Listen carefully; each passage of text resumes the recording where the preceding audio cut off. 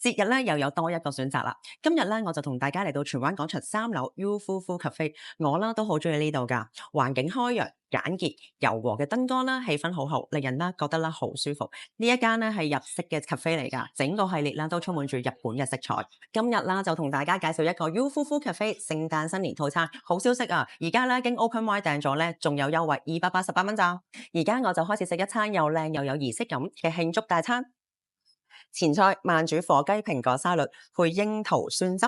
慢煮火雞咧，咁佢唔會太鹹啦，咁而且咧配上咧清爽嘅蘋果沙律咧，特別開胃，仲有櫻桃酸汁咧做點綴添，可以感受到咧節日嘅氣氛同滋味啊！餐前呢一個咧開胃沙律咧，正，哇！佢真係估佢唔到啊，原來呢一個咧係龍蝦湯嚟嘅，好香濃嘅龍蝦湯底啊！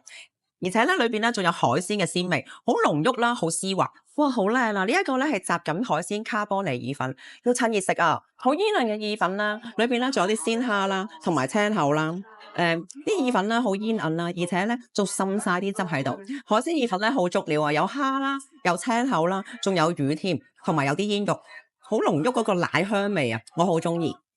哇！UFUFU 牛肉漢堡啊，睇到咧已經夠震撼啦！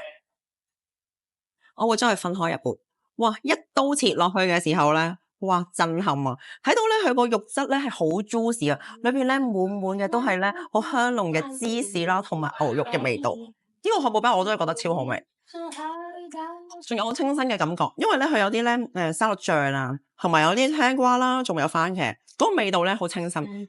白女抹茶軟雪糕，你睇下，哇！你聯想到啲咩咧？抹茶味道咧超濃郁啊！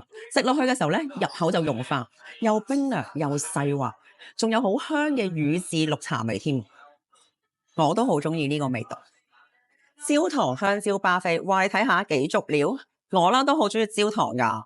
焦糖咧又脆啦，又香啦，而且咧仲有啲朱古力粉喺度添啊，有香蕉啦、cream 啦，同埋朱古力碎，同埋雪糕，層次感又豐富，甜而不膩啊！今年嘅聖誕同新年就用一餐暖粒粒又有誠意嘅 UFUFU 節日套餐，陪你哋過開心迎接2026，快啲嚟預約啦！記得約埋我啊，下次見。